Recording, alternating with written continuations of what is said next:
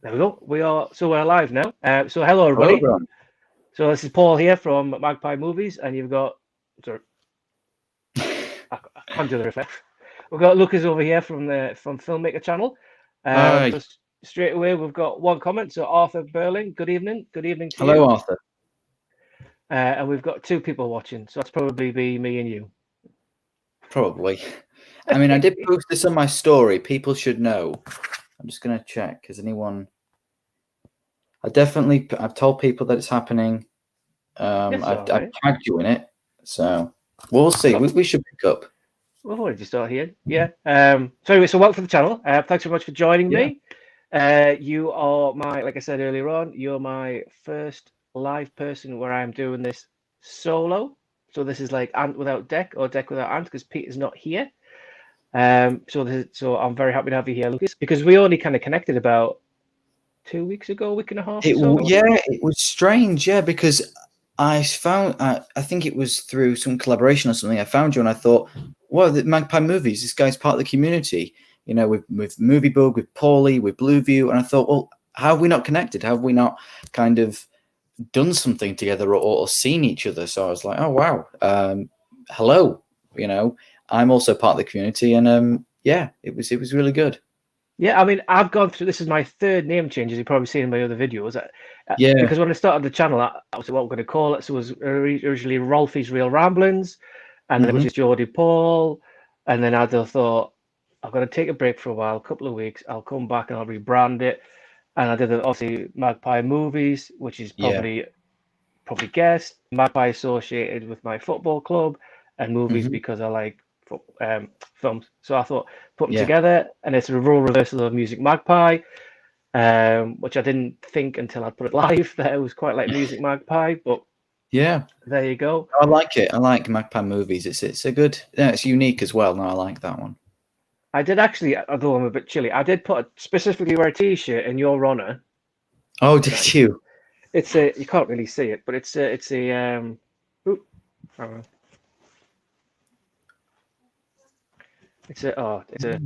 can't even do it now. I'm not stripping, don't worry. Oh, I think I see it now. I see it. It's La Nublar. Yeah. I know that you like Spielberg, so I thought I'd bang that on today. Yeah, Spielberg's good. I like Spielberg. Because I do like my Last Exit to Nowhere t-shirts. I'm sure you're well aware of that company. Sorry, Paul, you went a little glitchy. Last Exit to Nowhere. Last Exit to Nowhere. Yes. I'm not familiar with that. Okay, so Last Exit to Nowhere. I feel that I'm doing advertising for the guys here. Last Exit to Nowhere is a clothing company which does t-shirts, hats, magnets, not jackets, long sleeve jumpers, things like that. Never. They do with obviously movies, but they don't actually say what the movie is on it. So this one obviously Jurassic Park is La Nublar. I've got a Blade Runner 2049. It says Joy on it. And I've got a Shining one that just says all work and no play makes Jack a dull boy. That's good. I like The Shining.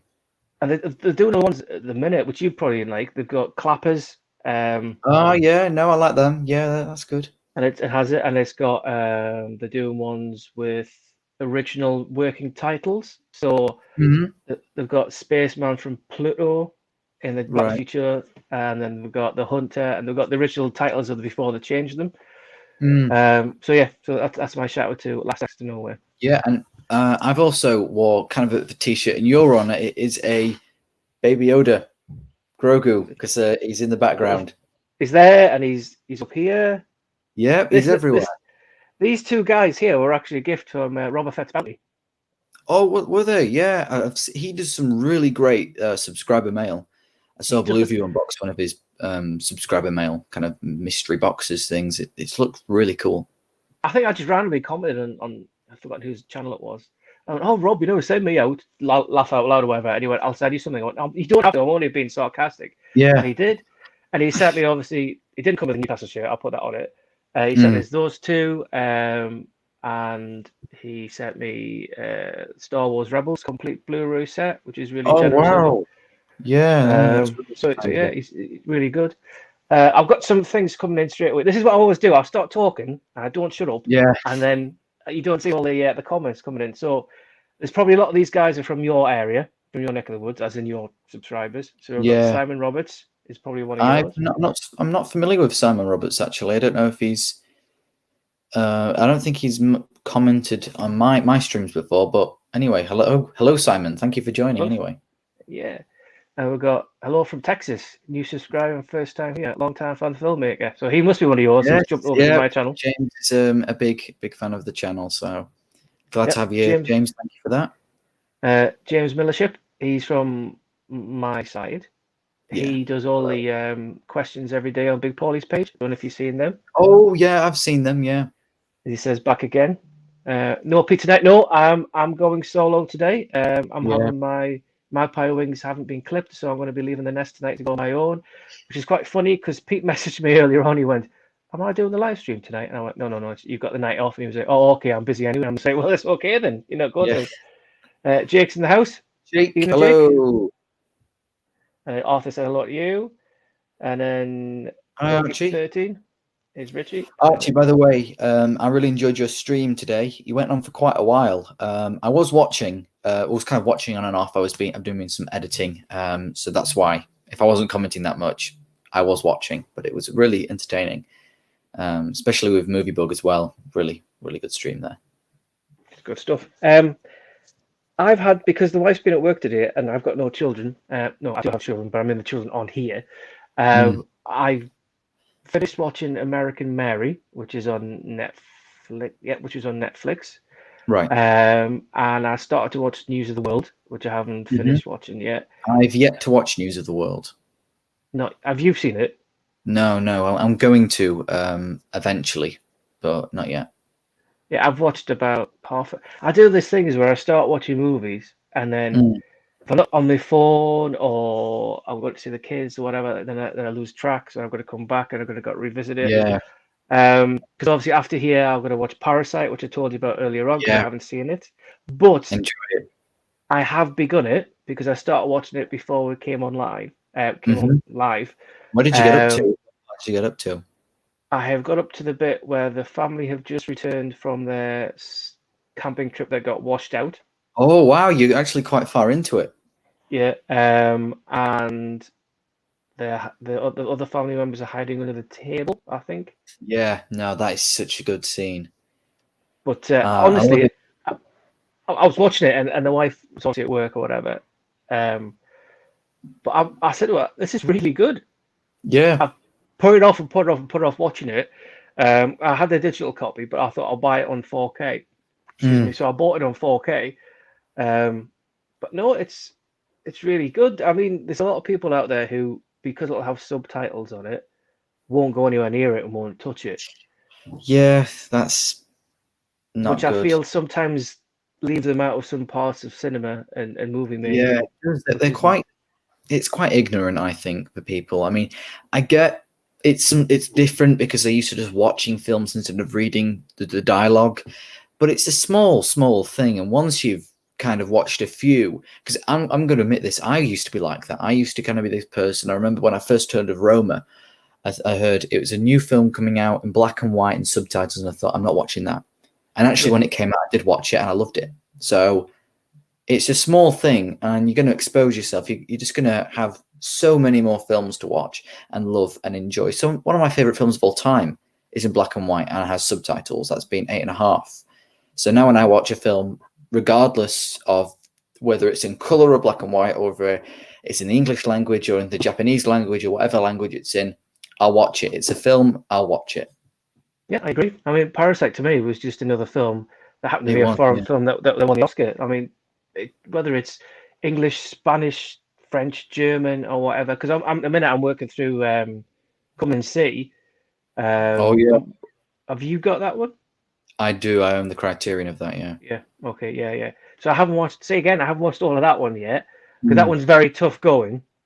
Yeah. No, obviously I haven't got up to the bits or whatever, which might be hard going, but because of it being Russian, it doesn't bother me at all. I mean, I think one of the first films I watched, which was a foreign film, was probably Battle Royale, was the first subtitle film I watched. And then moving on from that, it just doesn't faze me one bit watching a film that's got No, subtitles on exactly. it. I'm completely the same now when it comes to a subtitled film.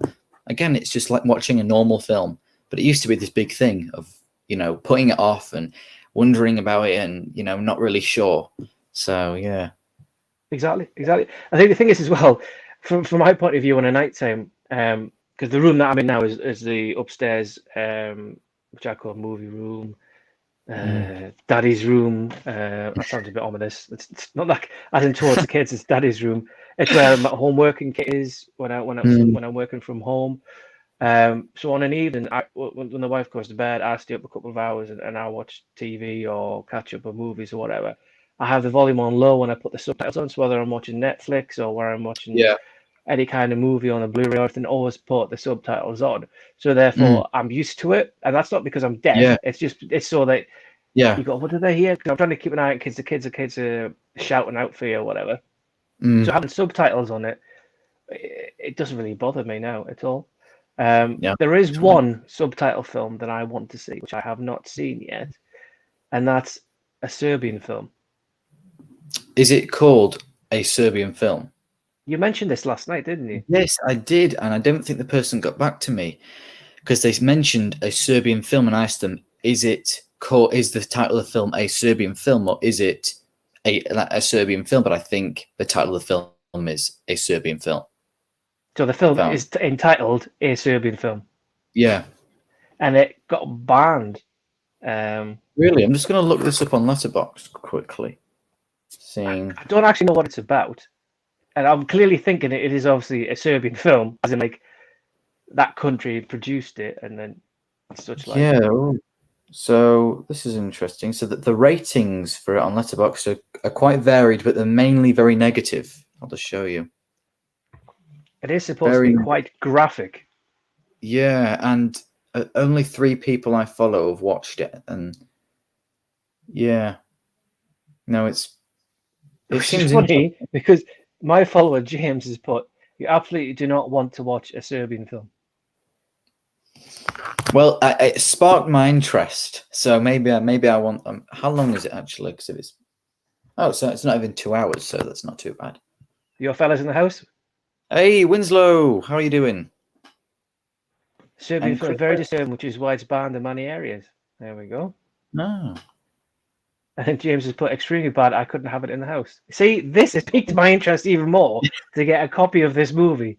If anybody's watching this, and I'm not a sick individual, I have got no tendencies or any kind of sexual deviancies or anything like that. But if somebody says to me, "Oh, it's going to be a hard watch," I'm like, right, I need to see that. Yes, similar for me as well. Especially films like Gaspar Noir, Climax. Have you seen Climax? No, is that the one in a nightclub? Yeah, most of it takes place in kind of this. Well, it's more like a dance. They're rehearsing for a dance, basically. These people. Yes, I read that. Yes, because Horror and Tony, he really likes that film. Yeah, and it's only really last 10 years old, isn't it? It's not. It's recent in the last. It is. Yeah, I think it came out 2018, 2017. I think. Because it's an Arrow release, but I always forget sometimes that Arrow releases can be more recent, but the majority ones they throw out are very much 70s, 80s, and all that. But I want to pick up the Arrow Blu-ray of it to rewatch it. Is it on Netflix now? No, it's been taken down. Oh. But I really want to get the Arrow Blu-ray of it because when I first watched it, it's like you said, it's a tough watch. These films, and it's so well done and so well made, and things that happen in it are terrible, and you just kind of left there thinking. It's interesting when a film elicits such a negative emotion in you, and most people I've had a negative emotion, therefore the film is bad. Every film made doesn't have to be an uplifting film that puts a smile on your face. So exactly. I was having a bit of a conversation about this on my stream last night about if you watch a film and you're completely mortified by it, whether it be from being completely disturbed. We mentioned Salo, that film by Pasolini, which is meant to be again incredibly disturbing and shocking. And the ratings on that for Letterboxd are very varied from 5 stars to half stars, people loathing it and walking out of the cinema, not even finishing it. It's interesting. Yeah, I think your, how can I put this? Your likings of movies and your, I'm trying to look at your genre, etc., is different to mine, which is great because everyone's diverse, etc. Was you're very much along the kind of like cinematography and the way things are done, the backgrounds, the sets, the acting, and all that. And I'm not saying I'm not, but very much like the Criterion kind of way. Was I more towards kind of like 88 films and second sight kind of movies for myself. Like for the only film that stuck with me for a couple of, which is probably Midsummer, which is the only one I think. Well, that is one of my favorite films of all time. And I need to get the 4K of Midsummer, but I'm not going to pay $70 to get that A24 box set, which you're probably going to have in your hand in 2 seconds. Yeah, because loads of people went and bought that, and I'm not sure if is that still available to buy. Because Matt got it, didn't he? Blueview got it. He did. I believe he did. Yeah, because I saw him pull that up. The Nightingale, again, that for me wasn't a difficult watch. I don't think I've ever had a difficult watch movie where I'm gone, I can't watch this anymore, or I would walk out the cinema. Maybe Spice World the movie was one I was very close to. That is a disturbing film. But other than that, there's nothing I've walked out of really. Here we go. Look, a Serbian film has newborn babies and sexual acts. Oh, so well, I think that's just enough to say. Maybe not. Why it got banned. Maybe that's why it got banned. Probably. James and House. Hi guys, hope you both well. Fans of both channels. Have either of you for the Punch Drunk Love? I have seen Punch Drunk Love. I don't have the Criterion release. I'm guessing you possibly have you there, Lucas? I do, and it's good that Jamie brings that up because it was Sunday. I watched Punch Drunk Love for the first time and absolutely loved it. I can't wait to watch the film again. And I agree with you, Jamie. Adam Sandler, it might just be his finest performance I've seen of him. It's so interesting. It's really kind of small scale for Paul Thomas Anderson because he's done like There Will Be Blood, which is so big. And objectively, that might be better than Punch Drunk Love. But Punch Drunk Love is just it's so well made. And so, you're in a good care with Paul Thomas Anderson. It isn't your conventional stuff with the structure, with the writing, with all of that. It's just really like film, Josh just put in, it is great. I really do like it, and it might become a new favorite of mine. It might get that 5-star rating. I think I've only ever seen it once, and it was many, many years ago. I think when it first got released on DVD back in the day that I watched it. But I think that was his first serious role for Adam Sandler, wasn't it? Yeah, I think it was. Because I think he's gone back to his mainstream rubbish at the moment. Unfortunately. I haven't even watched that. Is it Huey Halloween? Is that right? Hubie Halloween. Yeah, wasn't a fan of that film. I think some people watched it, but I hated it. James is going to check your videos out later. Oh, thank you very much, James. Really appreciate that. There we go. New subscribers flying around everywhere. Yeah. Punch Drunk Love is great. Yeah. I think I have to revisit it. I think I've got it downstairs in the garage. Because all my DVDs are now banished to the garage, where they now collect dust along with CDs. Because I used to have all the CDs, and then now and again I change them and put them in the car. And since we've got the new car, it doesn't have a CD player. It all goes via Spotify and through my iPhone. So a bit like they're all coasters now. Jamie, check out all of Thomas Anderson's work. See, I always get mixed up because there's Paul Thomas Anderson, and then there's the guy who directed Resident Evil, which is where's that? No, there is Wes Anderson. There's Paul Thomas Anderson. I can look that up. Oh, you're Resident Evil. The guy who married Mila Jovovich, Paul W.S. Anderson, I think, is it? Yeah, Paul W.S. Anderson. That's right. There's a load of Andersons out there who are directing. There is. I think there's another one as well, maybe. Roy Anderson as well. There's Roy Anderson. Here's one for you. What are your favourite short films, live action? Have you seen Curfew? I don't think I've ever watched a short film. I have not seen Curfew, Arthur. I'm gonna look that up.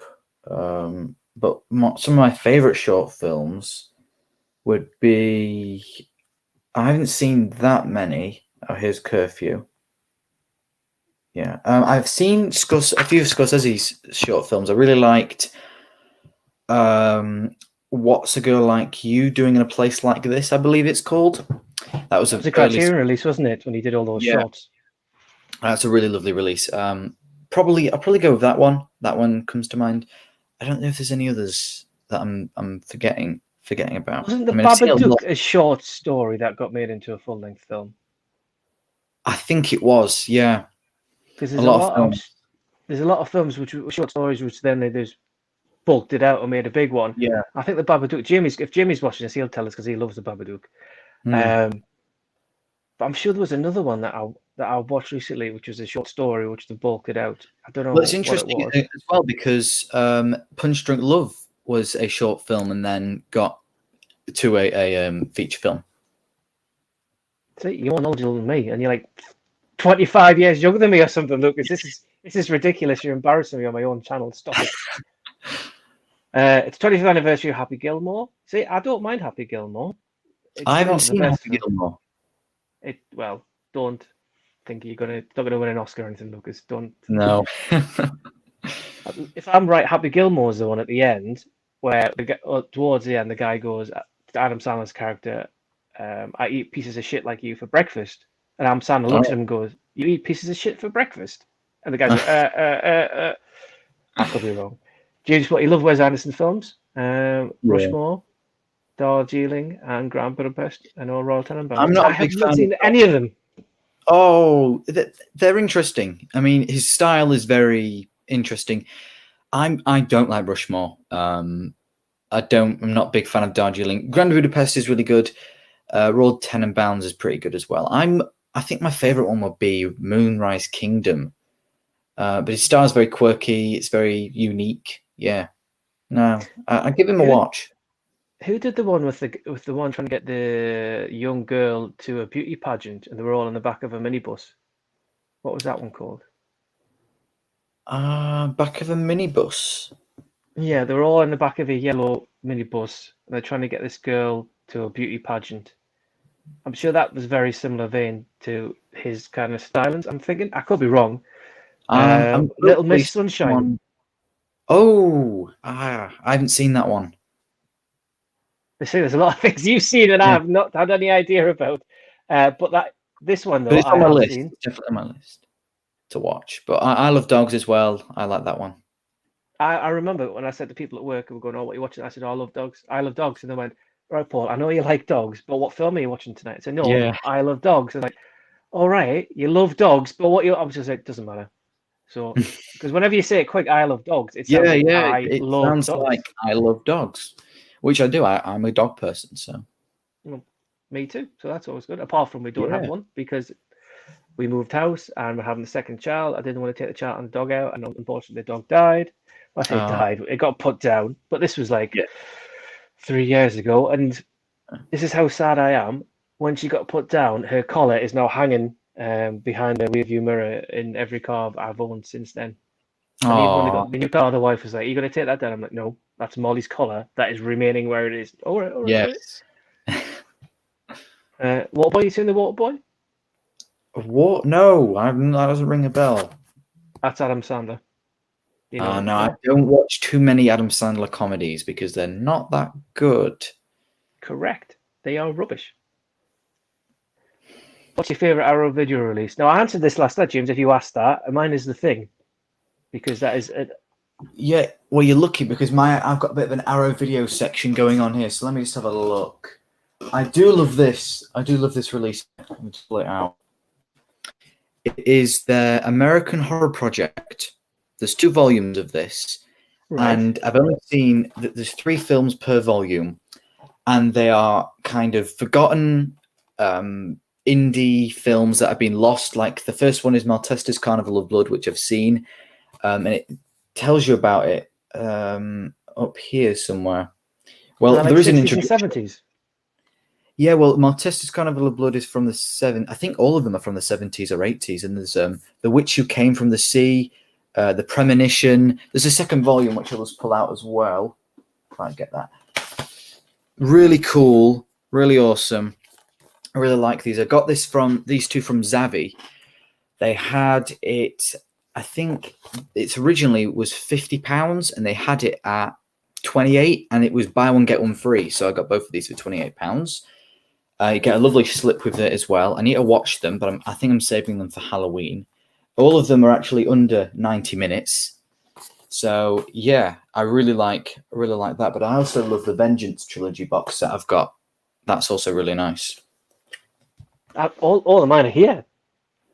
I had loads, but then I got rid of them. I sold them. So I've got Candyman, Pitch Black, Old Boy, Wreck, Donnie Darko, ICU, Exorcist 3, Tremors 4K, The Thing box set, Waterworld box set, and RoboCop box set. And yeah, that's it. No, I did have Zombie for sale, but I sold it.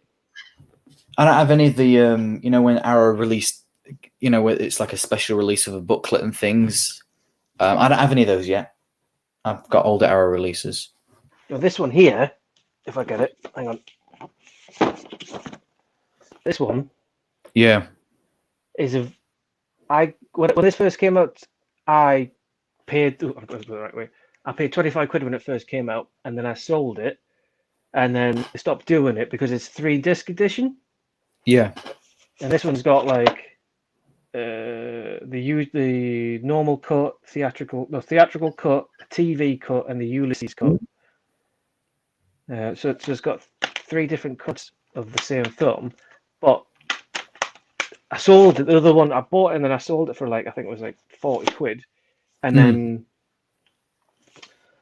I was like, I need to get it again because I can see it's sought after. And some guy on the eBay was selling it, £20, buy it now. I was like, okay, yep, I love that. So I got it back in the collection again. And it's the same with this one as well. That's a nice looking.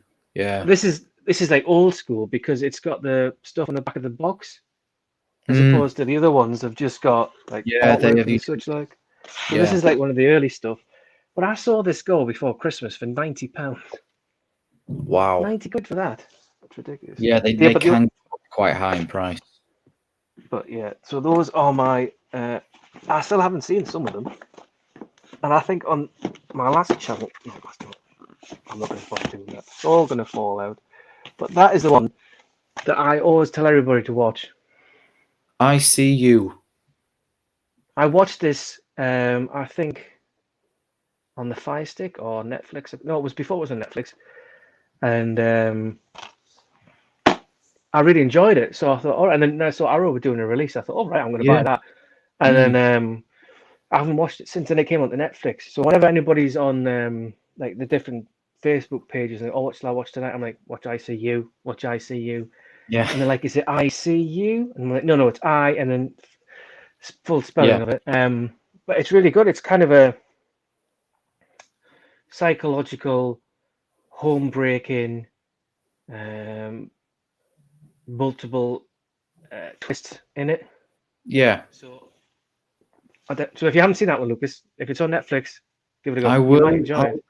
I'll look it up. Right, we've got loads of things coming in here. I told you. So yeah, it's Windows Spot, Little Miss Sunshine. There we go. I was right. It is on my list, Winslow. I will be watching eventually. That's Mr. Fox Wes Anderson. That is. It's stop motion like Isle of Dogs. Yes. Would you say writers are more responsible for a bad film than directors? Well, do you want to answer that one first, Paul? It depends, really, doesn't it? Because if you look, and I'm just throwing this out there, if you look at Zack Snyder doing the new Justice League, he had a very vision as a director he wanted to be, and then he got replaced, and then it was Joss Whedon. Joss Whedon, yes, Jurassic World man himself. Did he do Jurassic World? No. He did the 2 Avengers films, Avengers Assemble. That's right. Yeah. And he took over, and it was all right. I wouldn't say it's pants because it was all right. Yeah. But I think, if you look at something like Rocky, which was written by Sylvester Stallone, and that came out, and that was a good film. Yeah. But I guess it depends. a writer's obviously got in his mind what he wants to see.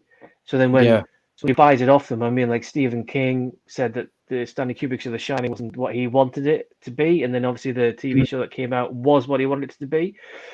So it all depends. I guess writers have one way to look at it, and director pulls it and thinks, right, that's what you want, but I've got to then represent that on the big screen and get actors to do what you need to do. So I think it goes part and parcel. I think writers could be bad, and then the director could turn that into a good screenplay, or it could be a bad director on a good novel. That's what I think. What about you? Yeah, well, with writers, I think, you know, the story is the foundation, it's the core of a film. If it's a bad story, then it's not going to be that good of a film, really. I mean, I'm sure there's a few exceptions here and there, but so I think it's mainly down to the writer. But you do bring up good examples where a director, I mean, for The Shining, I think that's an absolutely incredible film, but it's, you know, King didn't really like what Kubrick did with that. But no, I think, what's the question? Say writers are more responsible. To an extent, I would say writers are kind of, you know, they're a little more responsible than a director, but a director can mess things up. Because you can watch films where you can see, okay, there is a really great film here. Where is it? I can see there's a great film, but the execution of it wasn't that great because of the director. So it's a bit of a mix. Yeah, I mean, another thing in fact is directors like AI, which obviously was a Kubrick film that Steven Spielberg finished off, and you can tell exactly at what point it then became a Spielberg film because you're watching it, and you can tell that the Kubrick parts of it, but the ending is a Spielberg ending. You could tell that from a million miles away. And I came out of that when I went to see that cinema. Sorry, I came out and my mates were like, "What do you think of that?" And I said, "That was really, really good because it's basically a live action Pinocchio. It's basically what that story is at the heart." And all my mates didn't like it, but I really enjoyed it. Yeah, well, when I first watched it, I wasn't really comfortable with it being so long and so slow. But I recently rewatched it, and I actually quite like that film. I just wish Kubrick directed it. It's so tragic that he died because I just think it would have been so much better if Kubrick directed it because Spielberg is a good director. He's not one of my favorites. He's a good director, but it's kind of usually hit and miss sometimes. He tends to do overly long films like Hook. That is it's almost 2.5 hours. It easily could be at least 2 hours or 90 minutes.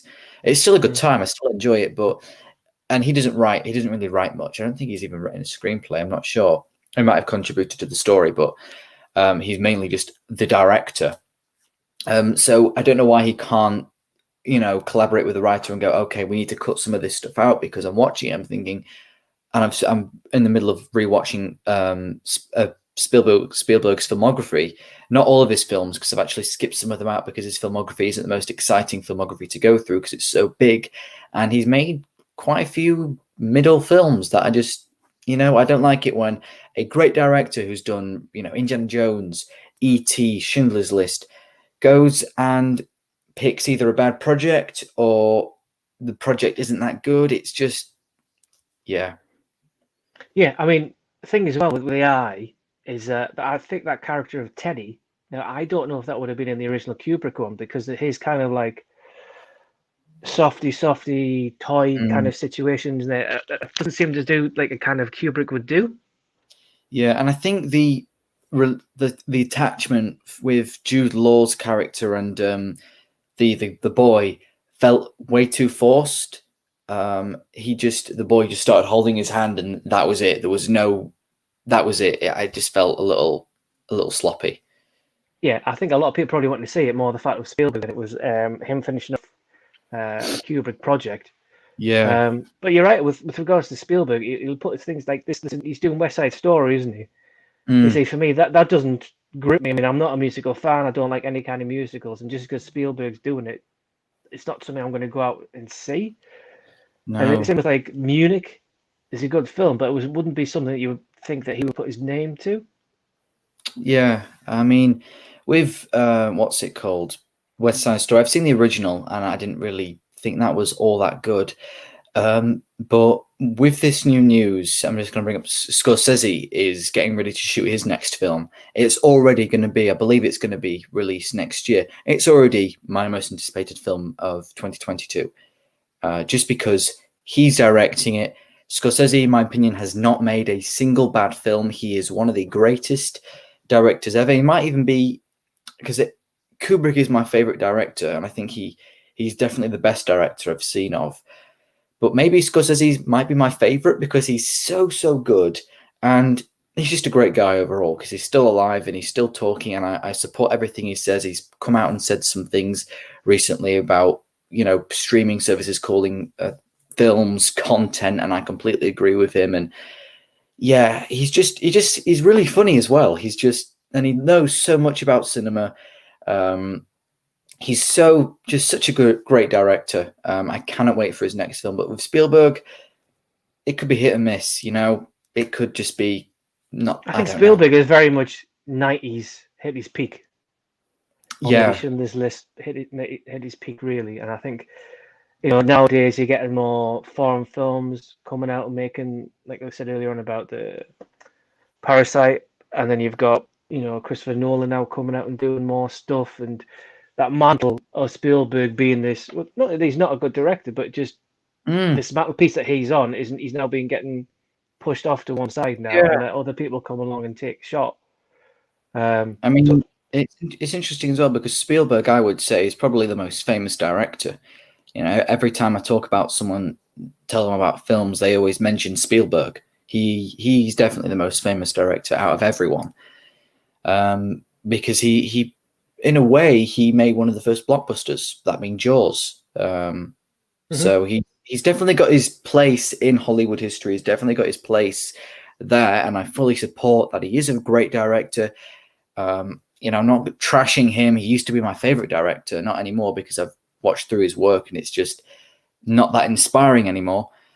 But yeah, there's just loads of other people that like Scorsese. He's never made a bad film. Spielberg has made some genuinely bad films. I mean, to name a few: 1941, Crystal Skull. Yeah, those are just not good. Crystal Skull was very much. It was all right. It wasn't. It was very much, I think, a money-making project. I think it started off people revisiting sequels and older stuff, and I think that came along, and I think, you know what, let's write something. I didn't mind the whole alien thing, but it took it away from the Indiana Jones architecture kind of thing. Not archaeology, sorry. Half-hearted. And it's silly, I think, as well. It's just really stupid. The fridge bit with the nuclear bomb, it's just really silly. The bit that always stands out to me is at the very beginning when he's been lined up with Ray Winston's character outside the hangar, and you can tell it's a green background. Yeah, you can tell there's a lot of fake shots in that film. And back to my point about being silly, there's even some really silly interactions with it. It just doesn't feel like the classic Indiana Jones films that we've loved through the kind of original trilogy, as we would call it, because it is, you know, those original 3 films are just so good. And then Kingdom of the Crystal Skull came along and just was terrible. Speaking of directors, you said you look for Scorsese. There's 2 directors I look forward to their new work coming out. And one is M. Night Shyamalan, and the other one is Jordan Peele. Those are 2 ones which I'm really looking forward to their new ones. I'm excited for Shyamalan's new film. What's it called now? Old? Oh, Old. It's about a beach where you grow old, basically, isn't it? Yeah. It looks interesting. I'd definitely watch it. I think I like every single one of his movies, which is even the one with going to see their grandmother. What's that one called again? It was his version of the handheld camera. I've seen a few Shyamalan films, but I don't think I've seen any of his bad ones. I know he did The Happening, and he did... Oh, actually, no, The Last Airbender. That's probably the one that I don't like. Yeah. Actually, did he do After Earth as well? Maybe. I think this is where all these comments are going to come up in a minute and tell me that I'm wrong. Maybe I don't like every single one of them. But my favorite is Signs. Is my favorite one. That might be my favorite. I do like The Sixth Sense, though. Yeah, well, that was his first one, and I think that's everyone now knows there's going to be a twist in his movie somewhere along the line. What was it? By the way, to James, I'm not skipping Bridge of Spies. I haven't seen that film in like a long time, so yeah, I skipped the films that I've seen recently that I just didn't feel compelled to rewatch. Going back to Sandler, Jamie, you're right. Reign Over Me is a very, very good film with him and Don Cheadle in it, and it's such a good film. I watched that ages and ages ago, and I think it upgraded on the Blu-ray, but then I sold it. But that's a very good film. If you haven't seen that, you let Adam Sandler serious role, see Reign Over Me. It's very good. Have you seen I that haven't one? seen Reign Over Me.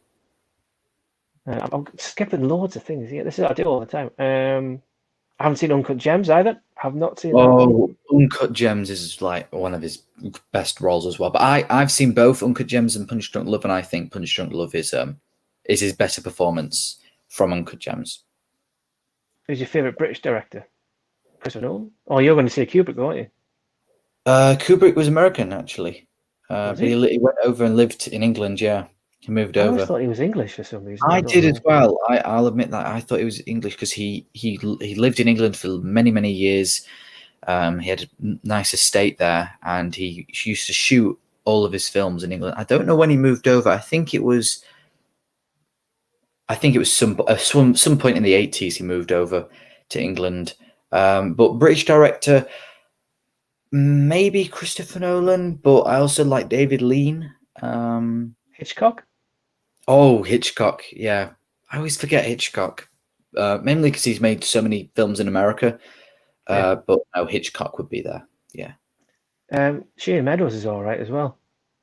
I have not gotten into his filmography yet, unfortunately. Dead Man's Shoes is worth a watch. No, yeah, I think a lot of people probably told you that. Yeah, no, a lot of people have recommended Dead Man's Shoes to me. And Danny Boyle as well for like Shallow Grave. Yeah, Danny Boyle, he's really good. Sunshine. He did 28 Days Later as well. Trainspotting. Yeah, Trainspotting. T2. Yeah. With Arnie. Shallow Grave. Shallow Grave, yeah. That was a joke. I know T2's not with Arnie. Trainspotting too. Before anybody starts commenting going, that was I knew what you were on about. I knew that you were talking about Trainspotting too. It's a question. Have you watched 12 Angry Men yet? I have, Jamie. Yes, I own the Criterion Blu-ray of it, and I agree. It is absolutely amazing. I really want to watch it again. It's just so well written, really tight. The performances are outstanding. I love Henry Fonda in the film, and the other guy, forgot he plays like the really most antagonistic person in the jury. But no, I really do like 12 Angry Men. I haven't seen it. Oh, you got to watch that one. No, it's only like 90 minutes. It's not long, and it's really good. Did you catch my stream last night with Big Paulie or not? Bob might have done. I don't know. I watched a few minutes of it. Did you hear the bit I mentioned about with my ex-girlfriend's grandfather was an actor in British films? No, I didn't see that bit. Yeah, so my ex-girlfriend. Let's not go there. Her grandfather, he was called John Gregson, and he was in Genevieve, Above Us the Waves. I think it was Passport to Pimlico and things like that. It might not be in Passport to Pimlico, but he was dead when I first met her at the time. And her grandmother Thea, who was his wife, I met her and had a big estate in London. Wow. But John Gregson was on This Is Your Life back in the day in black and white, and they still had his This Is Your Life red book, and they showed it to me to see what one of these This Is Your Life books looks like. So there's an interesting fact for you. Oh, that is really cool. But yeah, what have we got here? Moving on to American Horror Stories, are releasing a big box set edition first with 6 discs. That's going back. That is a really nice box set. Have you got Letterboxd? I do. Am I up to date with it? No. Do I go into it regularly? No. But it is there. I think I'm under Rolfie78 or ROLFIE 78, I think. But I used to go on it every time I watch a film. I'd go on and review. I wouldn't review it. I'd just give it out. Like, I've watched it, so many stars. But I am on there, but I haven't really been on it that. You'll know it's mine because it'll be Gladiator, Ghostbusters, The Thing, and Fight Club or something might be my main ones across underneath my title. And then Jimmy's right. I Say You was on Netflix. A film's most important thing is to have a good story followed by script, direction, acting, music, pacing, and editing. Correct. I completely agree, Jamie. I think Jamie's doing this because he knows he's on my channel on Sunday. He's trying to advertise himself with all this film knowledge. Did you see the 92 summer documentary on The Thing Blu-ray? No. I haven't seen that. I didn't see that. If that's on the special features of that disc, let me know, because I think I've just watched that. I think The Thing, when I first bought it on Blu-ray, before I got it the Arrow edition, it was one of the first films that I watched, which was from 80s, which became it the Blu-ray. And I thought to myself, wow, they've really upped the picture quality on it. Yeah. But yeah, that was the first thing. You've already done that one. What's your favorite Kubrick movie? For me, it would be 2001: A Space Odyssey. I haven't seen that. You got to watch that one as well. I have it because I've got the I've got this. See, I'm looking at this. I keep doing it on my shoulder. This isn't just because of you either, by the way. I've got that. Ah, yes. But there's a lot of Kubrick stuff that I haven't seen. But I would probably say, I don't know, there's probably three that I like, which is The Shining, Full Metal Jacket, and A Clockwork Orange. They're all incredible films. I think I saw, again, I'm showing my age here, I saw Clockwork Orange when it got unbanned and reshown in the cinemas in about 1999, 2000, I think. That is so cool. I remember taking, again, same ex-girlfriend. I'm not hung up, by the way. To see that, and I thoroughly enjoyed it. And she came out and was like, "What the hell was that all about, Paul?" And I was like, "What about that? Was really good." Yeah, you know, with all the Mozart in it, and there's the structure of the film as well. Really gets you thinking. It's so well made, and the music, the shots. I love the wide shots of Alex. When he's walking through the record store with his cane, and just the whole style of it. I love. It's just such a good film. Isn't David Prowse Darth Vader in it? Yeah, he is. Yeah, in the house, isn't he? Apparently, Kubrick wrote all the more sentimental moments in AI. Ah, interesting. And I didn't know that one's low. No, we were obviously discussing the end of AI, but yeah, so he might have put Teddy in there. Maybe he did. Has anyone seen the Sugarland Express with Goldie Hawn? No. I've seen the Sugarland Express. It's a early Spielberg film. Yes, I remember reading about that. It was was it before Jaws, wasn't it? It was before Jaws. Yeah, I think it was just before Jaws, if I'm not mistaken. After Duel and before Jaws. Sorry? I said after Duel and before Jaws. Yes. Yeah, I think it was in between. Film flips back in the house. That's very good, Josh. Hello? If you're still watching. Do you own any Hitchcock films? I do. I own Rear Window, Dial M for Murder, North by Northwest, Strangers on a Train, Psycho as well. I think they're the only Hitchcock. I've seen more than just those films, but they're the ones I used to have the box set of them. It was like where you would open it up and there was like a picture in it and a picture disc and everything. But I sold that. Oh, have I still got it? I'm sure I must have sold that. No, I might still have it upstairs, or I sold that. But I do own Psycho on my US iTunes in 4K. So I do have one Hitchcock film. Any more? Right, there's loads of people coming on here. Also a fan of The Post, but definitely made more for an American audience and subject matter. Spielberg. I enjoyed The Post. Did you like Super 8? No. Haven't seen it. Super 8, sorry, Jamie. Last Airbender was freaking terrible. I haven't seen it, but I don't want to. After Earth was yes, it was. Paul, Jacob. First foreign movie you watched? I think, as I said earlier, one of mine was Battle Royale. Jake? I think, as I said earlier, Roma. I think Roma was the first one. Ken Loach, best British director. That's true. I've only seen one Ken Loach. So. can't comment on that. What's your favourite Cannon film? Not Cannon. Canon. Yeah. What's that there? What favorite Canon film? What does that? If I'm right, Cannon was a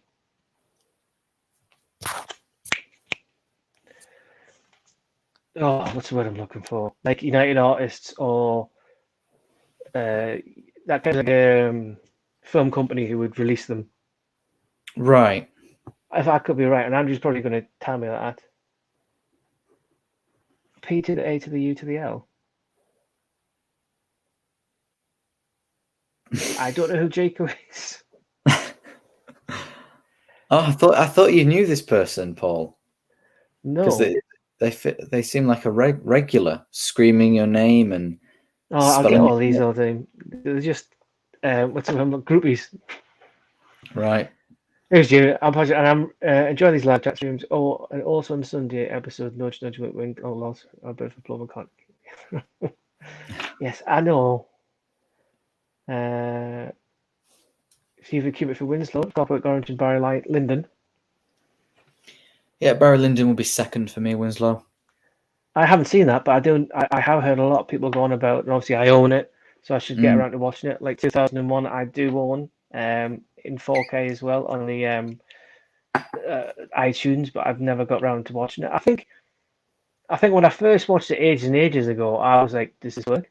Is it working?" Because it's got that big, massive black screen at the very beginning. Exactly, that was mine as well. I thought like the picture was off because you can hear music in it. Yeah. So I was like, why is it black? Is my TV not working? What's going on? And yeah, I thought that was part of the film, but I think it's just the overture for when it was released. Yeah, it could also be, it could be, or it could be the fact of him. It's the beginning of the galaxy or the universe, I suppose, and it's pitch black, I suppose, and then there was light. Yeah, I don't know. I mean, I like to think that it's intentional. When I watch the film, I don't skip past that moment. I like to just sit there when I usually watch the film at night because it's, when I can focus on it the most. Sit there and the screen is black. I'm sat there in darkness pretty much, and you just hear this very dark, ominous music playing for about 3 minutes. It really gets you into the mood. It's a really great way to open the film with, because that's the way I first experienced the film when I watched it. So how many times have you seen it? 11 or 12 times. Okay, so yeah, I'm not even going to catch up really. 39 Steps. The amazing Robert Donat is superb. Every Hitchcock highly recommend. Yeah, I wasn't too hot on 39 Steps. I didn't think that was. I mean, it was okay. I think I've seen North by Northwest. I'm sure I must have done. I like North by Northwest. With Cary, I don't know what my accent really is. Cary Grant, yeah. Have you seen Shin Godzilla? Watched last night. I haven't. I have only Godzillas I've seen are the Matthew Broderick one, the Bryan Cranston one, King of the Monsters, and that's it, really. Oh, and the TV show Godzilla and Godzuki from the 80s. That was it, which you won't remember. No, I've never heard of it. Damien Chazelle is my favorite director. I don't know what he's done. He did La La Land, Whiplash, and First Man. Right. Okay. Yeah. I've only seen one of them. Which one? First Man. You should watch the one I would definitely recommend is Whiplash. That's his best film. Yeah, I've heard that. As I said earlier, I don't do musicals, so I won't watch La La Land. No, yeah. Even though I really do enjoy La La Land, but Whiplash it's just outstanding. Whiplash, yeah.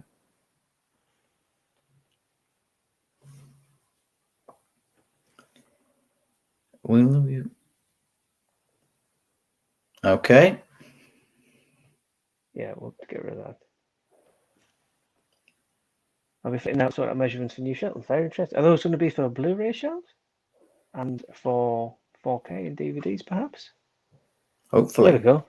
Cannon was a film studio. Films produced Cyborg with Van Damme, great output, Missing in Action, and multiple Chuck Norris films.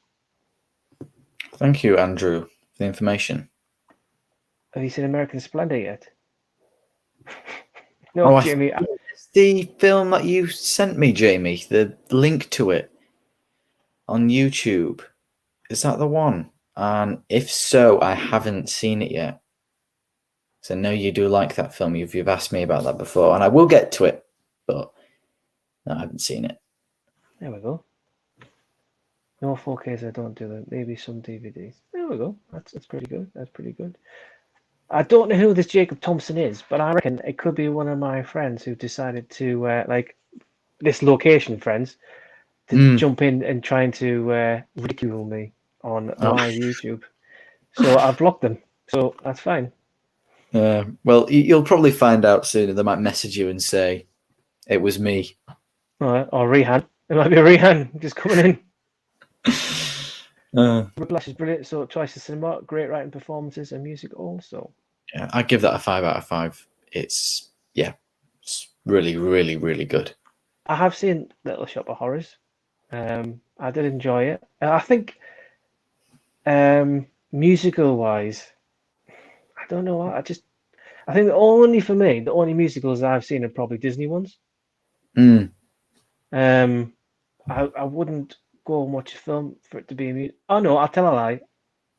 Mary Poppins Returns. I've got. But I do. Kind of music. Yeah, I was just going to say, I think I own Little Shop of Horrors on H&V Premium Blu-ray. Oh yes, it did get released, didn't it? That's right. I haven't seen it yet. I think Moulin Rouge was probably the last film I watched musical-wise that I enjoyed, which isn't a Disney. But yeah, I don't really. I even tried to watch The Greatest Showman. I just could not get into that either. Yeah, I've seen that. I don't think too much of it. Maybe Grace. Could be Grace. It could. An imposter. Well, they're blocked now anyway, so that's fine. Daniel Day-Lewis, best performance for me is probably The Pianist. Is he in The Pianist? Or am I thinking of a different one here? Because the one I'm thinking of was one of the Adrian Brody. I don't know. I haven't seen The Pianist, but for me, I'd go with There Will Be Blood. Yeah, I'd probably go with There Will Be Blood. Last of the Mohicans is good. He's good in that. Oh, I want to watch that. I think that's on Netflix. So we'll it has. It's on Prime. It's one of the two because I put a reminder on it for when it came on, so I don't need to watch that again. If you like fancy about drumming, watch Sound of Metal with Riz Ahmed. Very sensitive to those with hard of hearing. I've heard that going about. Yeah, so have I. I want to watch that. Daniel Day-Lewis isn't in The Pianist. Oh, Adrian Brody. Told you it was Adrian Brody. Oh yeah. Yeah. Have you not? Adrian Brody looks like one of my close friends, and every time that he comes up, I'm always like, "Oh, yeah, there's you," and he's like, "No, it doesn't." I've got a friend who looks like Jude Law, and I've got a friend who looks at Adrian Brody. And the person that looks at me is James Flippin Corden. So there you go. Do you know what I mean? It's not the best. Not the best trio. No, it's freezing cold here. Well, I'm not surprised over there. It probably will be freezing cold. But The Pianist is a good film. If you haven't seen it, I'd definitely recommend watching that one. I've seen it, but for a moment there, I forgot what it was because James said that Daniel Day-Lewis was in The Pianist, and I was like, oh, I don't remember Daniel Day-Lewis in a film called The Pianist, but no, I've seen The Pianist with Adrian Brody in it. Yeah, it's great. It really is great. Winslow's very knowledgeable. You've got very knowledgeable people on your subscriber list. They're very good. Yeah, it's because all the quizzes. I've got a little quiz book. They're probably learning. I'm just joking though. I know Winslow's really knowledgeable. Anyway, what's the most times you've seen a film at the cinema? Do you want to go this first, Paul? Rogue One 4 times. Another Star Wars. I go Last Jedi 4 times. I think actually. Last Jedi. I think Force Awakens, Rogue One, and Rise of Skywalker, the only ones I've seen more than once. The Last Jedi came out when I'm not watching that again until obviously I bought it. Did you not like The Last Jedi? I just did not like The Last Jedi. I don't know why. I know why. Because I just didn't like some of the aspects within it.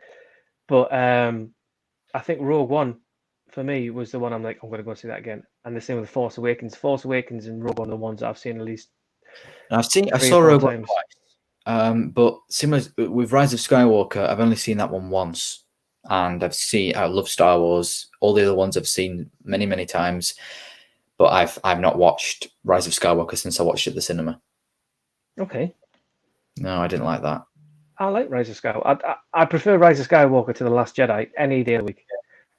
I think I even prefer Attack of the Clones to Last Jedi. Film.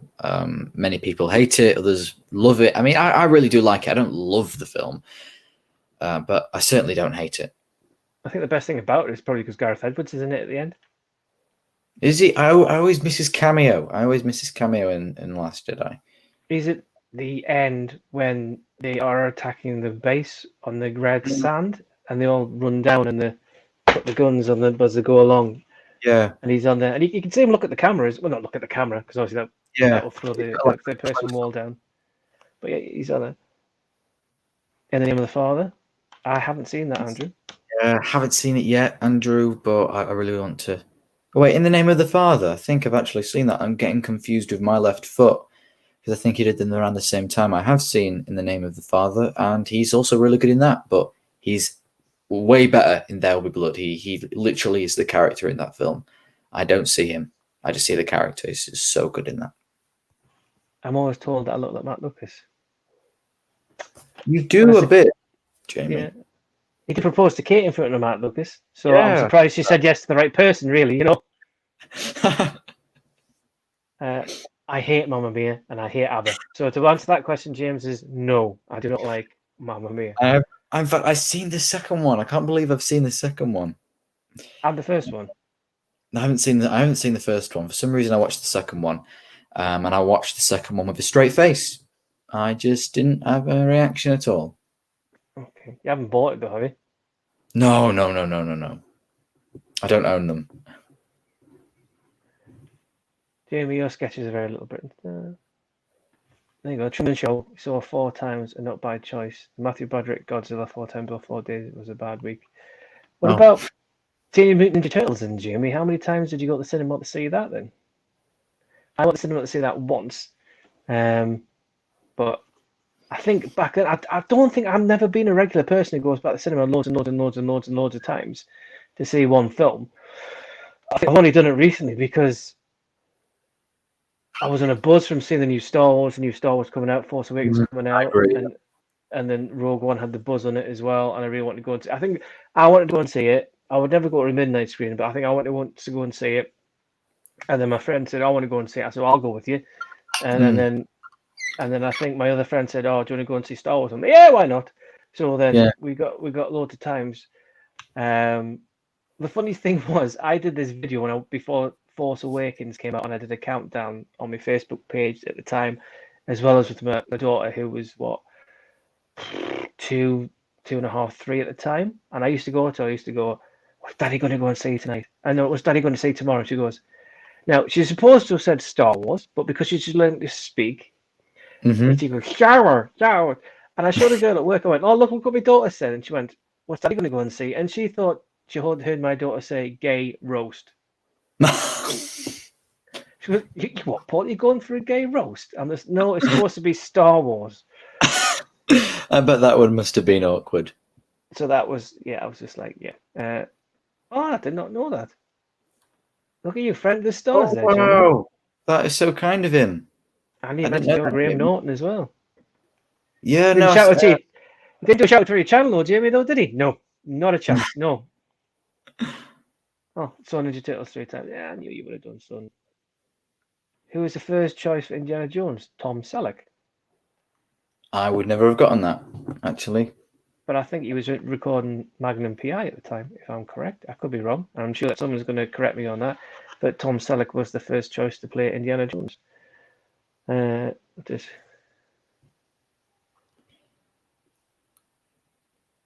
Polanski, yeah. That shouldn't be allowed, I don't think. How is he even, okay, his films can get into these festivals and awards, but winning? Are you kidding me? It's just, I guess, no, that's not. You know, the thing with Roman Polanski, I could be wrong here, but he kind of went downhill after Shannon Tate got murdered. He did a little. I think he must have. I don't know. I mean, he must have been absolutely distraught. I mean, his first child, wasn't it? Yeah, his child. Was it his wife as well, murdered, and his friends in their home. I think the film he made after. I think he was developing a comedy or something in London at the time it happened, and then the event happened. His wife got killed, and then he made Macbeth, which is quite interesting. There's a Criterion Blu-ray of that. I watched that film in English. I didn't think it was actually. I didn't know it was directed by Polanski or anything. I didn't think it was that good, but I might want to watch it again. Because wasn't he away promoting Rosemary's Baby when she got murdered, or was he away directing? He could have been. Rosemary's Baby came out in, I think, 1968. I think. I don't know. It might have been after that. I could be wrong. I mean, she got murdered in 1969. Oh, you're right, Thomas, on it. Yeah, I mean, that's one of the things as well I like about movies is you learn something from them. With regards to, there's a lot of movies coming out, like Once Upon a Time in Hollywood, which obviously has a flip on the whole Mason murders. And that's what I like about films as well, because I watch something and I go, oh, did that actually happen? And then you can research it and stuff like that, which is why I like all my true crime dramas and things like that. So obviously that just goes back to the Polanski thing with the Shannon Tate murders. So when I knew that when it was coming out, I knew it was about. I already knew the storyline, and I knew obviously towards the end that didn't happen. Spoiler alert! Sorry if anybody hasn't seen it. You should watch it if anyone hasn't seen it, though. Yeah, Once Upon a Time in Hollywood is very good. I've only watched it once. My favorite scene is the bit when DiCaprio was sitting on the chair with an actress, and he's just reading a comic book, and she's like this really serious young child actress. I love that. I think that was quality. I mean, Once Upon a Time in Hollywood is one of my favorite films of all time. I love it. It's my favorite Tarantino. It's his best. It's just transports you to 1960s Hollywood. The production design, the soundtrack as well. I just love everything about that film. I've seen it like a lot of times. I'm going to put you down as having that as your favorite Tarantino, though. Yeah, it is. No, I've seen it the most times. So before that came out, what was your favorite Tarantino? It might have been. I'd probably go with Inglourious Bastards. You see, for me, the first Tarantino I saw was the first one that he did, which is Reservoir Dogs, and I like that. It's probably been my favorite, and then after that would be Jackie Brown, and then maybe Pulp Fiction. Oh, I do love Jackie Brown. Yeah, I like Jackie Brown. I do. I think Jackie Brown doesn't get as much. I think Jackie Brown's very much of a Guy Ritchie kind of storyline to the film. It is all about like not so much a bank job, but money and doing this, and then going with him, and then you got Michael Keaton in it as well, obviously being the cop, and Robert De Niro's in it as well, and Samuel L. Jackson, and I just think it is Bridget Fonda, isn't it? Is it Bridget Fonda? Yeah, Bridget Fonda's in there as well. Yeah, I just think it's a great movie, and I think everybody sometimes say that it's not his best work, but I think it is pretty good. I do enjoy it. No, I'm just going to say, because when I first watched it, I didn't think it probably would have been my least favorite because it was really slow and not that, but then I really like the pace of it now. I like how slow it is. And it's his most mature film as well. It isn't over-exaggerated, crazy blood and violence. There's a little bit of violence in there, but you barely see any blood in it. It's definitely his most mature film but it's so calm. I like the soundtrack. I like these people doing this thing. The story's good. The acting is fantastic. No, it's one of my favorite Tarantinos. Not the favorite, of course. Once Upon a Time in Hollywood is the #1 spot, but it's still really good and really underrated, unfortunately. I like Death Proof as well. I mean, a lot of people don't like that. Death Proof. Because I love the whole editing, moving around, and the picture jumping and all that. I do quite like that. Letterboxd, and I actually received a few comments on my review. It was a very positive review. I gave it like a 3.8 out of 5, and they were like people saying how much they hated it, and other people saying how they really enjoyed it. So, yeah, Some people really don't like that. That was released at the same time as the other Robert Rodriguez was a Grindhouse double bill, wasn't it? Yeah, it was. Yeah, but I forgot the name of the Rodriguez. It's Planet Terror. That's right. Yeah, correct. Yeah. Which had a machine gun for a leg or something. Which I haven't seen that. Yeah, I haven't seen that either. No. James is doing a quiz on Sunday. That's a kind of a shout out to everybody. He's doing it on his Facebook Messenger. I believe he did invite me, but unfortunately when he's doing it at 6 o'clock and it's 6 o'clock and the kids are here, I'm putting them to bed, so I can't make it, which is why I'll be able to do this Lucas tonight because the kids aren't here, and why every Sunday I do it at 8:30. It's because when the kids are in bed. So yes, so he's got that there. James, you can answer that. I love how everybody has a conversation amongst themselves, but we're chatting absolute rubbish, which is always good. Yeah. What's the most boring film you've ever seen? You can answer that one, Lux. Oh, the most boring film I've ever seen. I'm gonna have to, because if it's boring, I'm not gonna remember it. I'll give you an answer straight away. Okay, what's your answer? The Lighthouse. Really? The Lighthouse? Yeah. Oh, I really like The Lighthouse, actually. Just did not like it. Actually, no, I tell a lie. The Witch. The Witch was the most boring film I've ever seen. The same director as well, which is interesting. Yeah, I think that's why when I said The Lighthouse, I immediately remembered me and my mate watched The Witch around his house. Obviously, before we couldn't. This is a couple of years back. He said because I took my memory stick round and he's like, "What do you want to watch?" He's like, "Have you seen this?" I'm like, "Oh no, I haven't actually." So I put that on. Oh, I think it was the Old English, and nothing happened, and it was just didn't like it. Okay, there's Juno and the Paycock. That is actually a film from Alfred Hitchcock, released in 1930. And it's based on a play, and it's not good at all. It's just, well, like I said, it's just boring. Nothing really happens, and it's just not. It's not good. It's just boring. Another film I'll go with is probably How It Ends. Oh, How It Ends. It's a Netflix film. Yeah, How It Ends is actually the most boring film I've ever watched. Is that the one with the guy who goes with his father-in-law to try and find his other half? I think, yeah. It's Forrest Whitaker. No. Yeah, Forrest Whitaker, Theo James. Yeah, I found that just boring. Really, really boring. I thought that was bang average, but I didn't find that one boring.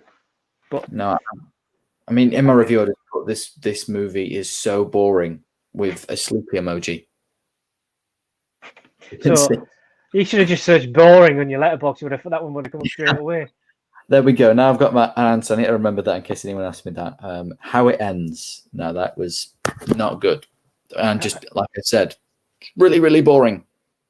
I've got a question for you then. What's the most anticipated film that you want to see, but you're really disappointed when you watched it? Rise of Skywalker. Oh, okay.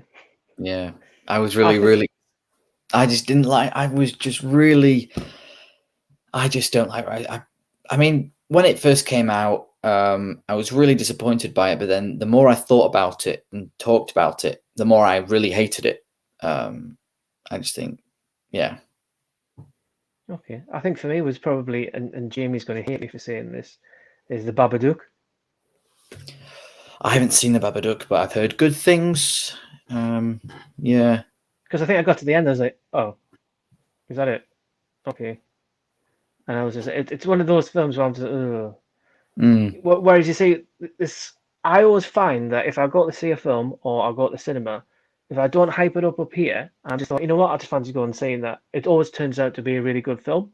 Usually, yeah. And that started way back when I went to the cinema and I saw LA Confidential. Because my mate wanted to go and see it, and I was like, what the hell is LA Confidential? Cinema? Yeah. That must have been, I really like LA Confidential. And I went to see that, I was just like, this is going to be rubbish, I've never heard of it. And I came out thinking, that was really good. I really enjoyed that. Yeah. I think a lot of films, you go in blind, you're going to come out liking them. Like Parasite, which obviously, like I said earlier when I'm watching it at the minute, it got hyped up and hyped up and hyped up being this film. But I've never thought, oh, I'm going to get that, I'm going to watch it straight away. I've just kind of left it. And I thought, you know what? let's watch it. And I've gone in there with nothing, and I'm thoroughly enjoying it, to be honest with you. And as you said, I'm obviously near the end of what it is, but it's really good. And I think a lot of things like Revenge. Have you seen Revenge? No, This one here. This is I another know, one. but I've not seen it. That's French stroke English one. Oh yeah, my Criterion collection consists of 4 titles. You'd be pleased to know. We have the Before trilogy, Night of the Living Dead, Irishman, and Come and See. Very And nice. Very nice. That's it. But like, I'm not really a big Criterion. I Mm. think it depends on the title. I really want to get Second Sight to the Host, but because I've got the Nightingale this month, I'll have to wait till next month to get that. Yeah. But I'm hearing it's probably sold out everywhere, but I could be wrong. I mean, then the Nightingale's actually become quite big with this new Second Sight release. I've always known of the film and never been really that compelled to watch it, but I've seen it all over Twitter and in YouTube people unboxing it. I thought, it's on Netflix. I might give it a watch. Yeah, that's where I watched it first time. I think I saw it on like Last Exit to Nowhere. They have their own Facebook page and it's got loads of people and they were like, oh, they always put our recommendation is this, our recommendation is that. Yeah. And they put that on. So I've got have you got the app called Now Watching? No. If you put the app called Now Watching on your phone and you just type in a film, it tells you what platform it's on. So right. It'll be like it could say Prime, it could say Letterboxd, yeah. So it'll be like it'll tell you if it's on Prime, BBC, iTunes, Google Play. So like if I go, I fancy watching, I don't know, The Nightingale, like for example, you type it in and it'll come up and you click on it, it tells you what it's available on, which I think is great because a lot of times you go, oh, I'm going to buy that, and you go, oh, hang on a minute, no, it's on Prime, so I'm going to watch that. Yeah. So my mate at work taught me that. I did not know that. See, look, all these people were fans of the flipping Lighthouse. It's rubbish. I think you might not like it because of how I get why you think it's bad and boring because of it's quite repetitive and not much happens in it. But I think that was the point of it to be. I mean, Winslow, his profile pictures of the Lighthouse. So he must really like the film. But I think it was the very deliberate for it to have this kind of pace to it because it puts, for me at least, this is how I like to experience film, puts me in the mindset of these characters of doing the same thing over and over again, being on this island, almost, going insane pretty much. Yeah. So. Don't get me wrong. I mean, when I watched it, I thought both performances of Defoe and Pattinson were brilliant. Yeah. I just didn't. I mean, don't get me wrong again, because I'm looking forward to the Batman, but Pattinson to me will always be a vampire because of the whole Twilight thing. And obviously, I've never watched Twilight, but I know that he's in it. And obviously, also the guy at Harry Potter. Goblet of Fire, is it? I could be wrong. Yes, I think it is, yeah.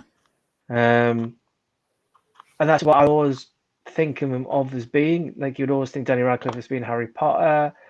You always think of John Pertwee as being Doctor Who. You always think of people being certain people. And I think, because I don't get over that, it's kind of stopped me enjoying it. Although he was good in Tenet. I'll give him credit where credit's due. Although Tenet, I still need to watch again. Tenet's the only film I've come out of the cinema with my mate and went, we'll take that, and we both thought it was really good. And I went to him, do you know what it was about? He went, I haven't got a clue. I went, neither do that. So, and then the funny thing is, right, I sent my mum and dad, because I've got the 4K on iTunes, and I give them my iTunes login, and I said, watch Tenet, tell me what you think. We're like, all right. So they watched it over 2 nights or whatever. And then my dad came a week later, and I was just like, have you seen Tenet? Oh, yeah, we watched it. What do you think? Oh, it was quite good. Do you know what happened in it? Yeah. How the hell do you know what happened in it? I haven't got a clue myself. How have you got a clue what's going on in it? Honestly. So I don't know how my dad knew that one. Right. So yeah, I told you Jamie would love that. Which film inspired Kill Bill? Is that The Seven Samurais? No. It will probably be some Japanese samurai film. I don't know. I don't know that one. What film are you most looking forward to? Maybe Battle Royale, actually. I know Tarantino likes Battle Royale. That's my answer for you. What's his name? I don't know. See, I don't think it could be Battle Royale because there's nothing. If someone said to me, "What film was inspired by Battle Royale?" I would say, obviously the book as well, would be The Hunger Games, because I've only watched the first one, The Hunger Games. I'm like, that is such a rip off of Battle Royale that it's ridiculous. Battle Royale. I just know Tarantino loves Battle Royale. So, have you seen The Hunger Games? Yeah, I've seen The Hunger Games. Yeah, and you've seen Battle Royale, but it's better. Just think of that with subtitles and a lot better, and that's basically The Hunger Battle Games. Royale is on my list. I mean, it's getting a nice, fancy Arrow box set, isn't it? 4K release, yeah. I pre-ordered that one because I wasn't only going to, because of releasing that and Donnie Darko on the same week or month or something, and I only want to buy one of them. Well, I want to buy both of them, but per month it's only like a limited funding available, so I opted for the Battle Royale one. So yeah, so that's why I've gone for that one. Right. So what film you look forward to? You mentioned earlier the Scorsese one. Is that right? Yeah. Or would you? What about? I would say this year. Yeah, that's like 2022. So this year, I'm very much looking forward to the new Mission Impossible film. If it ever gets finished. If these films get released, there's always a film that I always forget about. Whenever someone asks me live, they say, "What film are you looking forward to?" And then I remember it, but I never say it. I always forget. I mean, The French Dispatch, maybe. I like Wes Anderson. Not a massive fan. I think he's a little overrated. I think people, as soon as they watch him, they think, "Oh wow, he's like the best." But anyone else? Anything? I'm just gonna look on my watch list on Letterboxd. What would you say, Paul? Quiet Place Part 2. That's one that I'm intrigued. Probably No Time to Die whenever that decides to come out. Yeah. I want to see what Jared Leto's like in Morbius. And surprisingly, after seeing the trailer today, I really want to watch Mortal Kombat. I'm not big. I've never played the games of Mortal Kombat, so it's not really something I'm interested in. You see, like you said earlier on about LA Confidential, I went to see the first Mortal Kombat adaptation on the big screen. And it was terrible then, it's terrible now, but it's watchable. But the new Mortal Kombat looks really quite good. I'm also looking forward to watching, purely because of the review it's had on the picture quality in 4K, is Monster Hunter. It's supposed to be absolutely woeful film, but Spare Change did a review of just a picture, and they said it's out of this world picture quality for it. Really? Yeah. And I see that. So I've just got my answer in it. Well, it's two Ridley Scott films actually, and I don't know. I mean, on Letterboxd it says 2021. It might come out 2022, but the Gucci film is making with Lady Gaga, Adam Driver, Al Pacino. I'm sure De Niro is meant to be in it, but he's not on the cast list. So I really hope he's going to be in it. But I'm sure Al Pacino and De Niro, Jared Leto's going to be in it as well. Jeremy Irons. I really hope De Niro was going to be in Gucci, as in the label Gucci. Yeah, it's the shopping place. Right, so it's a biographical film.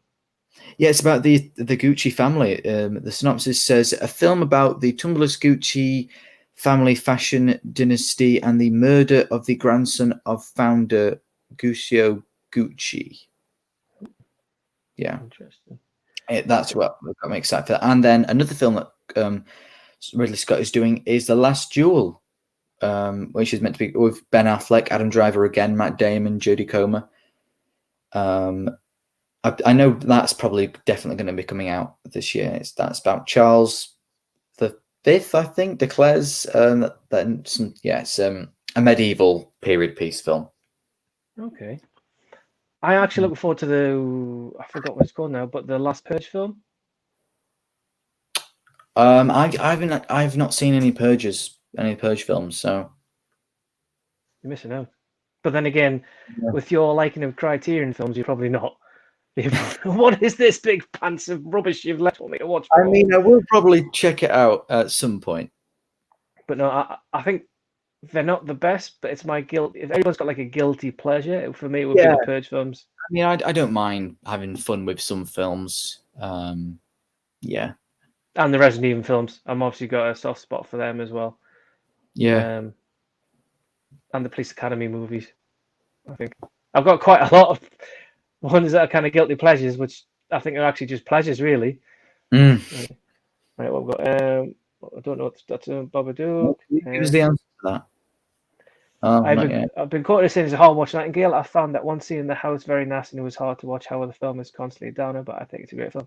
I know which film section he's talking about. It's at the very, very beginning of the film. Right. But we'll go into that. Have you seen Robert Pattinson in The Rover? No, that's the one with him and Mike from Neighbours, isn't it? But yeah, Guy Pearce. I haven't seen that one. Yeah. But to be fair, Mr. Blu-ray collector here, he gets everything, and he does probably see everything. I just don't have the chance to see it. The Rover, I've been wanting to see it, but I haven't. Oh, here we go. The Lighthouse isn't my favourite film or anything, but I loved it and couldn't think of a YouTube name and couldn't get The Lighthouse out of my head, so it was Winslow. So there you go. Oh. Lighthouse is brilliantly acted and made it creepy imagery, and score was deliberately repetitive, but it's a weird one. Gets better if you set with unique repetitive collection of scenes. I might give it a go again one day. Robert Pattinson for James Bond? I can't. No. I'm not having a vampire. This is James Bond. It's not happening. I'm sorry. For Bond now as well. I want someone not. He's being Batman. No. I think it'll have to be. I'm going to put this out there purely because of the fact I've watched it a few times with the missus. But the lead guy out of Bridgerton, the black guy, who's I think he would be pretty good because he's got the suaveness to him. But I also think an aging Bond could be done brilliantly by Idris Elba. That could be. It could be interesting. I want to see somebody new. Like an actor that's done a few things, been in a few big things, but I can't think of anyone off the top of my head. But just someone that we're not expecting. Yeah, but maybe what's his name? Timothy Chalamet. Him in a couple of years. Maybe. I mean, I think he's American, so I prefer to have a British actor take on the role. I can't think of any British actors other than Idris Elba, Robert Pattinson. The name that always comes up though is Tom Hardy, but I think he's too well built to be James Bond. Again, I think these actors, they're all very big actors. I don't know if they. I mean, Daniel Craig, when he became Bond. I mean, let me just see what he was in, because he wasn't in that. He was in a TV show called Our Friends in the North, and then he was in Layer Cake. Yeah, he was also in Tomb Raider, one of the Tomb Raiders. But he was never massive, and of course Bond made. He was always like a second bit or a third bit part. Yeah. No. When did he do Casino Royale? No, before he did Casino Royale, he had like a supporting role in Spielberg's Munich, which we mentioned earlier. Like you mentioned, Layer Cake, like a bunch of like bad looks like kind of bad crime films that no one's actually watched. He was in Our Friends in the North. He was in that with Christopher Eccleston, which is based in my neck of the woods. Where's that in the North? TV show from like mid-90s. No, but he was in Road to Perdition. He was also in a film called The Trench in 1999 with also. It's terrible. Is it? Yeah. The lead actor in The Trench is the guy who was in EastEnders. Really? Yeah. No, I've not seen The Trench, and it looks like I think The Trench. I saw it was a new film on iTunes last year, and I thought, a new Daniel Craig film. How it's not a big thing, and then I look and it was in 1999, and it looks like they've actually on the poster decided to go with a bit of 1970s color scheme. Yeah, it's like I think it's an early 90s ish kind of thing, but I think it only got released on. I think it came out or got reintroduced because if you look at the color coding of The Trench, is very similar to 1917. So I think they're very kind of similar. When 1917 was before it, I think hit digital, they were, with their marketing for this film for some reason, kind of mimicked that of 1917. So people thought, we watched 1917, we'll watch this because it's a war film. It's got Daniel Craig in, but little did they know it was from 1999, and it's meant to be terrible. Exactly. Well, James Welsh is off. Thank you for another great chat. See you Sunday. You'll see me Sunday. Dream director for the new James Bond. Taika Waititi. He would be good. That'll be going back to Roger Moore kind of Bonds. That would be if he was in it. I think he would have a good time with that. For me, I mean, I'd like to see what Nolan does with Bond. Yes. There's someone else who I'd love to have seen Danny Boyle do a Bond film. He was going to direct No Time to Die, but he left due to kind of creative differences or something, which was a shame because I really wanted to see what Boyle was going to do with it. Gareth Edwards might be a good shout. Again, yeah, he hasn't. What's he done after he did Godzilla? He did Rogue One, and then he's gone now, and he's done these two massive films. Exactly, yeah, he did Monsters. I couldn't get into Monsters. I haven't seen that. I just couldn't get it. And then they did a sequel, Dark Continent, which is rubbish. Matt Smith for Bond? No. I don't think so. I think he's too tall, skinny. The thing with Matt Smith is one of those actors I look at, and I don't shame anybody or anything, but I don't look at him in like a kind of attractive actor kind of thing that you would look at Daniel Craig or Pierce Brosnan or Sean Connery. Matt Smith is just not that kind of your standard, typical, attractive kind of actor kind of thing.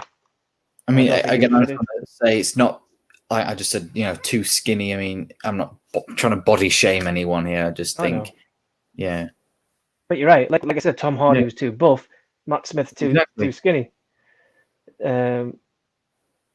Timothy Chalamet will be too famous in the years. He'll probably have an Oscar too in the next decade. This is probably right. Oh, yeah. Film looking forward to Dune. Oh, that's another film that I forgot about. Yeah, Dune as well for me. I really, I've got I imported the 3D David Lynch one. Did I see that? No, I was gonna say, did I see that at cinema? I didn't, because I would have been 8 when that came out. So definitely, I remember seeing it on the TV. The funny thing is with all these films that I'm into now, which obviously you're getting into as well, is that a lot of them, my dad took me to see, but my dad won't sit down and watch a film. He's not the kind of person that does it, but he took me all these things. So the reason that I'm in very much into all these movies, like a lot of posters around my room, well, 2 of them are the ones that my dad took me to see at the cinema, like Back to the Future and Ghostbusters, Yeah. when I was younger. I mean, I've got some the posters in my room. I'll show you. Shall we go live? So we've got Alien Covenant. Oh, that's a nice one. And then Hobbit, Battle of 5 Armies, Jurassic World, Mandalorian, Kelly Brook's there, and then that's hang on, let me unplug this. Let's go hands free. And then we've got Wolverine. Oh yeah. We've got Brie Larson, Captain Marvel in the corner, and then Joker. Yeah. And then nice. There you go. Yeah. There you go. That's and I've just knocked up the camera now. I've done that. It's all going to go wrong now because I've now messed it all up. The setting. This is what happens when you try my laptop, so that's why I usually is as well. I'm not very mobile when I'm streaming to show. What you doing, Paul? This is right. So thing is, you see, I'm all wrong now. There we go. Oh no! What's going on, Lucas? Man, it's going wrong now. Right. There we go. But yeah, I mean, with all my movies, I've got the posters when I came in here. Got them all. I've got loads of maxi size posters, and what I do is now and again I change them. So that Purge one was in front of me here. It used to be Avengers, and then the Covenant one I've got behind me here was, although it's still underneath it, is Dunkirk.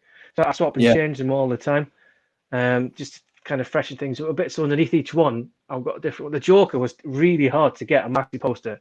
Really, so I had to pay like 10 quid for that. To get a maxi size Prometheus one as well was a right pain in the backside to get that. Whereas other ones are just easy. But yeah, there you go. I mean, I'm just looking around my room. It's not that. I mean, I think you can see behind me. There's a Doctor No poster. there, which is nice. And then there's a Bond one, another Bond one there of That's your Connery. stereotypical Aston Martin. Yeah. And then I can't show this, but I've got a Once Upon a Time in Hollywood poster, one of 2001, but it isn't the main, portrait poster. It's one I picked up at the Kubrick exhibition. And I've got with me here, which haven't been framed yet. Getting these framed. I've got a really cool Shining poster, which I'll just put at the side of me if I'll bring out. It's a bit of a yellow custom one. It's not. Oh, right. Yeah. Yeah. Got that for Christmas. I've also got a poster of La Dolce Vita. Don't know if have you heard of La Dolce Vita? The Good Life. No. Yeah. That's a Fellini. Fellini is one of my favorite directors. I'll not get that out because that's in a roll thing. I've also got like it's like a wallpaper thing, and it's got stuff from like 60s, the Batman, the 66 Batman show, and RoboCop's in there, Star Wars is in there. I think Power Rangers is on that one as well. Yeah, which is quite cool. I don't have anything else movie related on the. I also have a calendar up here, which is of noir ones. I've got a Kelly Brook calendar. Last year, the wife got me one. Last year wasn't last year, but the year before. This year, my mum got me this one, Star Wars Family Calendar one, and this has not been put up yet because I wanted a Kelly Brook one. So I waited till the sales, and the wife went out and got me a Kelly Brook one in the sales. So I was quite happy with that. But I don't have any on the. Have I got anything on the windowsill? I mean, you probably saw last night. Obviously, I've got me. Oh, that's nice. That's good. From Universal. That's not. This is from Back to the Future, the ride when they used to have it at Universal Studios. And then I've got this. Do I can see this? Where is it now? Oh, what is that? What's that from? So that's the lyrics to "The Man Who Built the Moon" by Noel Gallagher. Ah. As you can probably tell, I'm a big Oasis fan. Yeah. Because I've also got the a signed picture of Oasis as well. Oh, nice. But I don't have any. Yeah, the only other thing I've got is a signed football shirt over there, a signed Linkin Park album, and a signed Joey Barton, the footballer, thing. But I've got nothing else. Everything else you see is basically there's not really kind of any merchandise or anything else here. I did always want to get one of those little BB-8s which you do with your phone, but I wasn't going to pay 120 quid for the joy of having one of them. Yeah. So if they did a deal one, I might change my mind. This is where everyone's going to say that they might do that as well. Bless you. Thank you. So what I'll do then is, because I said we're doing 90 minutes, but we're obviously going over a bit. And you've had a tour of my room. Yes. So yes, so the TV is here and everything. I've got a sofa up here. I remember we've got the sofa downstairs, which is one of those L-shaped sofas. And we used to have two-seater sofas, and that sofa that was up there is now up here. But we had to move it upstairs before they went. This has got nothing movie related, just because I'm looking at it. And the wife went out and went, the thing's going to get delivered this morning. So wait till I get back and we'll take the sofa upstairs. All right. And she came back from whatever she was doing. I took the sofa upstairs. She went, how the hell did you do that on your own? I went, I don't know. But I got to the top of the stairs and forgot it's like a move. Not all straight up the stairs, like a left move. And I said, I don't know. But when I got that stage there was a lot of swearing, and I'm glad nobody else was in the house at the time. But I did get it up in the house, up into this room here. But yeah, so there you go. And also, so anyway, you Archie as well for stopping by. Yes, no, well, I'm very happy that you've we've managed to catch up and got to know each other a bit more, which is always good. Yeah, definitely. Which is great. So I'm really grateful for you coming along to my first live show on my own. I have lost my virginity to you, Lucas, in some kind of way, shape, or form. So thank you for breaking me in kindly and gently. So if anybody's watching from my channel and hasn't got to Lucas's channel, please subscribe. Vice versa for me as well, people. Winslow and James. Well, James already said he's subscribed. So anyone else, go over, subscribe. You're on his channel, so it's very easy. When's your next live stream then? Wednesday. Because you do every Wednesday, don't you? 7. Every Wednesday, and the next Wednesday we're going to have Film Flick Josh. He's going to be a guest with me. There we go. And mine's on Sunday at 8:30 with Jamie Powell, the big turtle fan who looks like Matt Lucas. So if you want a bit of James Corden and you want a bit of Matt Lucas, then you know where to come at 8:30 on Sunday. And also, well, just another thing, I'm on Saturday going to be a guest on Film Flick's live stream. I think that's in the afternoon. I think he said we're starting at 3 or 4. So yeah, I'll be there as well. So don't forget to go and subscribe to Film Flick, please. So then you can catch Lucas there as well. Would you like to give a shout out to anybody while you're on the channel there, Lucas? Well, I'll shout out if he's still watching Archie, Film Geek 13. He does in fact, Archie just did a live stream with Movie Bug, James Lack, which went on for quite a while. So he's doing live streams and stuff like that, which is really fun. Alex Pitt, I mean, all the usuals that are just really great. Movie Worm Jordan, Jamie Powell, who was watching today as well. Yeah, I mean, I'm sure most everyone who watches my channel will watch everybody else's channels. Yeah, I definitely recommend everybody watch Alex Pitt's channel. From all the new guys coming along, he's done an excellent job. Yeah. And you can tell that he hasn't seen his missus in a while because he's doing a shitload of videos. So you can tell that once lockdown is back up, that the video is probably lessened, and he'll probably tell me off for saying that. But yeah, go and join Alex's channel. And of course, like I said, Film Flick, Jake Blower, who I had on my channel yesterday. So there you go. So thanks again, Lucas. Have a pleasant evening, my friend. We'll do this again. We'll probably maybe do a joint one with other people like Josh and that would be very fun, and Blueview and do stuff like that. But yeah, thanks very much. I shall go and destroy my wife's evening by joining her and ruining it. So yeah, so thanks very much, and thanks for watching, everybody. Thank you, guys. Bye. Bye.